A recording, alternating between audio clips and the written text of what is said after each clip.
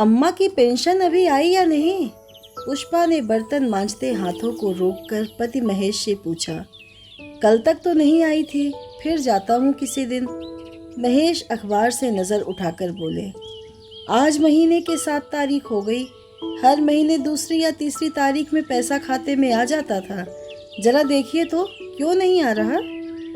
तुम्हारे कहने से 3 बार जा चुका हूँ बैंक, महेश ने झुंझलाकर कहा। अभी कल ही गया था। कल तो मैनेजर मेरे ऊपर पूरा चिढ़ गया और कहा अगर सोमवार को पेंशन नहीं आती है तब बैंक में घुसिएगा। बड़ा बदतमीज़ बैंक मैनेजर आया है। वैसे सोमवार कौन 20 दिन है? आज शुक्र, 2 दिन बाद सोमवार। देख लेंगे जाके बैंक। महेश ने पुष्पा को तसल्ली दिलाई। अच्छा जल्दी खाना निकालो, ड्यूटी पर लेट हो जाऊंगा। महेश तख्त पर पुराना अखबार बिछाकर बैठ गए खाना खाने की मुद्रा में। पुष्पा बर्तनों को छोड़ खाना परोसने पलटी तभी महेश ने पूछा, वैसे तुम्हें कितने पैसों की ज़रूरत है कि अम्मा की पेंशन अगोर रही हो?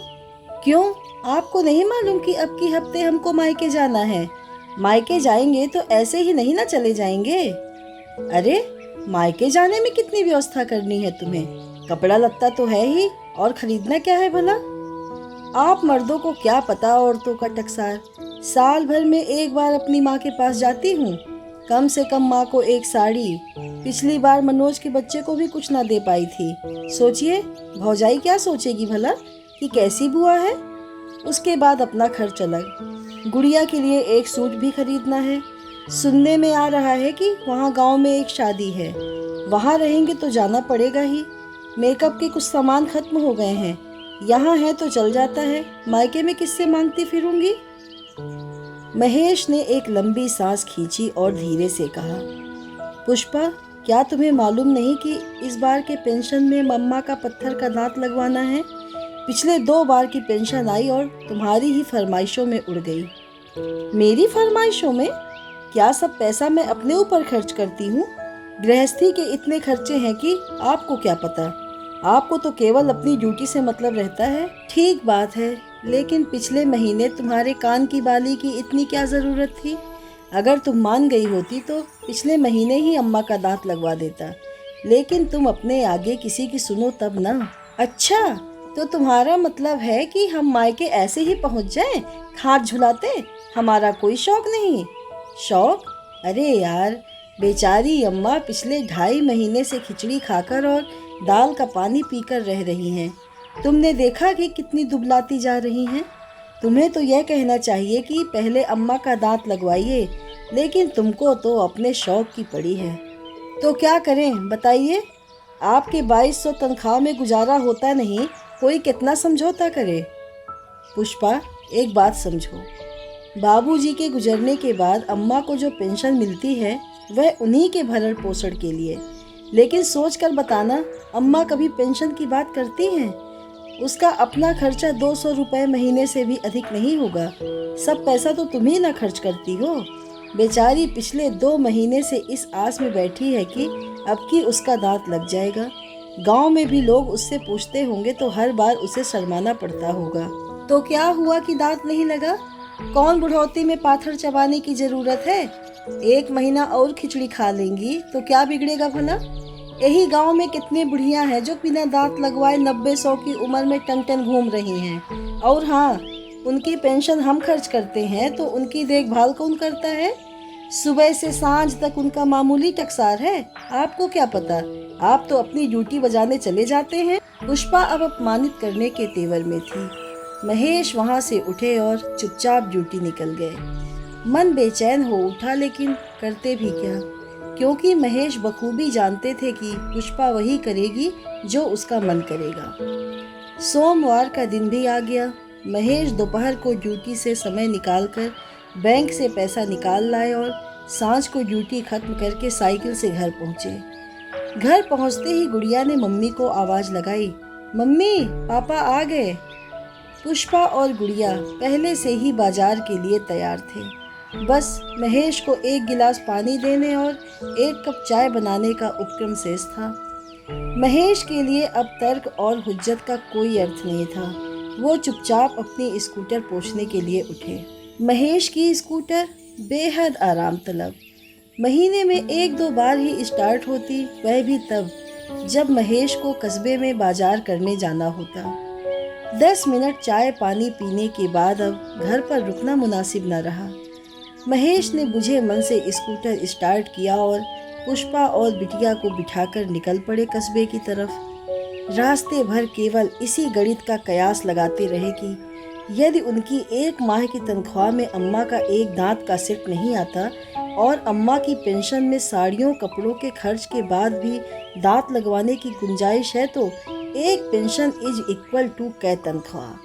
मन में कहीं ना कहीं यह भी चल रहा था कि ज़रूर पुष्पा को अम्मा का ख्याल होगा, थोड़ी बहुत भी रियायत हो गई तो कुछ व्यवस्था करके अम्मा का दांत ज़रूर लगवाऊंगा।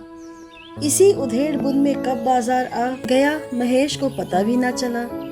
दुकान में पहुंचने के बाद तो रंग बिरंगी साड़ियां और दुकान के चकाचौंध ने महेश की रही सही हिम्मत भी तोड़ दी। आधे घंटे के भीतर सेल्समैन ने साड़ियों का अंबार लगा दिया। पुष्पा के सामने साड़ियों का इंद्रधनुष और सेल्समैन कार्य कुशल चतुराई के सामने महेश की मायूसी एक किनारे स्टूल पर जगह लेकर बैठ गई। हालांकि पुष्पा ने 1-2 साड़ियां महेश को दिखाने का प्रयास किया, लेकिन महेश का ध्यान साड़ियों की खूबसूरती से ज्यादा उसके दाम पर स्थित था। पुष्पा के 2-3 बार पूछने पर महेश ने तनिक खिन्नता से कहा, अरे मेरी पसंद और इच्छा का क्या मतलब जब तुम्हें सब काम अपने ही मन का करना है। दुकानदार ने आओ भगत में बाजार से चाय बिस्कुट मंगवाया। महेश ने जो ही बिस्कुट थामा तभी उसके सामने माँ का चेहरा नाचने लगा। सोचने लगे कि अम्मा बिस्कुट भी अपने मसूड़े से नहीं चबा पाती बिना पानी या चाय में डुबोए। पिछले महीने एक पड़ोसी विंध्याचल दर्शन करके लौटे तो प्रसाद लाए थे। अम्मा ने 2 इलायची दाने माई को सुमिरन करके मुंह में डाले तो फिर उन दानों को मसूड़ों में घुमा घुमा कर घुलाने की विद्रूप कोशिश करने लगी। दांतों का बैरियर ना होने के नाते घुले हुए इलायची दाने का सफेद लिसलिसा तरल बहकर होठों के कोर से बहने लगा। महेश ने झपटकर अपने गमछे से अम्मा का मुंह पोंछ दिया कि कहीं पड़ोसी ना देख ले। अचानक महेश को लगा कि सामने बिस्कुट खाती गुड़िया की जगह अम्मा बैठी है और उनके होठों के कोरों से बिस्कुट घुलकर लिसलिसे द्रव्य की तरह बह रहा है। महेश को यकायक बड़ी तेज घबराहट हुई। वो अपने गमछे को लेकर गुड़िया की तरफ झपटे और उसका मुंह पोंछने लगे। दुकानदार, गुड़िया और पुष्पा तीनों हैरत से महेश की तरफ देख रहे थे। 2 साड़ी और 1 सूट पसंद करने के बाद महेश को यह अंदाजा लग गया कि पेंशन के 4800 रुपए में से अब इतने रुपए नहीं बचने वाले कि इस महीने भी अम्मा का दांत लग पाए, क्योंकि दांत की बनवाई में भी 3000 रुपए से कम लगने को नहीं। अभी घर का पूरा खर्च भी बचा है। मायके जाएगी तो कम से कम 1000 रुपए मांगेगी ही और कुछ छुटपुट बाजार तो अभी बची ही है। दुकानदार ने 2300 का बिल काटकर काउंटर पर आगे बढ़ा दिया। पूरी खरीदारी लगभग 3000 में निपटाने के बाद अब महेश के हाथ केवल 1800 रुपए शेष बचे और अम्मा के दांत लगवाने की आशा बाजार में ही छूट गई। घर लौटते शाम के 7 बज गए। पुष्पा रसोई और सुबह जाने की तैयारी में लग गई तथा महेश कुछ बेबस और कुछ तिलमिलाहट लिए एकांत में माँ से थोड़ा दूर जाकर बैठ गए। अम्मा अपना हाथ का पंखा लेकर हल्की रोशनी में लेटी थी। अगली सुबह ऑफिस जाते वक्त महेश ने पुष्पा और गुड़िया को बस में बिठाया और खुद अनमने भाव से यूटी पर चल दिए। शाम को यूटी से घर लौटते वक्त कुछ सब्जियां लेकर घर पहुंचे तो अम्मा अपनी खाट से उठकर महेश के पास चली आईं। घर में दूसरा कोई था भी नहीं, इसलिए अम्मा ने खुद यह जिम्मेदारी ओढ़ ली। बाबू चाय बना दी? अम्मा ने महेश से पूछा। नहीं अम्मा, अबहिन चौराहे पर पिए है, तुहार पिए का मन हो तो बना ले। अच्छा त 1 घंटा बाद बनाए, दोनों जने पियल जाई। आज खाना का बनाई बाबू? अम्मा ने महेश के तखत पर बैठते हुए कहा। कुछ नहीं अम्मा, बस खिचड़ी बना दई, उहे खा के सुत जाइल जाई। कहते हुए महेश की नजर अपने आप झुक गई। खिचड़ी? अरे खिचड़ी कौन खाना है बाबू, मर्द कहीं खिचड़ी खा ले? इतनी बड़ी रात होत बा, आधे रात खिचड़ी पच जाई, भूखा जाई पूता। अम्मा, तू तो पिछले 2 महीना से खिचड़ी खात बाटू, तू कैसे रहेलू बताओ। अरे हमार कौन बात पूता, हमके कौन बाहरे काम करे के बा। एहर त चली चला का बेला बा पूता, और चला अब की हफ्ता त दांत लगी जाई त हमहू कुल खाना खाए लगा। अम्मा के मुख पर उम्मीद की एक चमक थी कि अब हर चीज का स्वाद मिलेगा। अम्मा के मुंह से यह बात सुनकर महेश का हृदय बैठने लगा। वो अम्मा को पकड़कर बोले, अम्मा अब की फिर पूरा महीना तुझके खिचड़िया ही खाए के पड़ी। स्वर में लाचारी और याचना स्पष्ट ध्वनित हो रही थी। माँ बेटे की बेबसी समझ गई, खुद को संभाल कर बोली, तका भइल पूता, काहे मन छोट करत हऊ।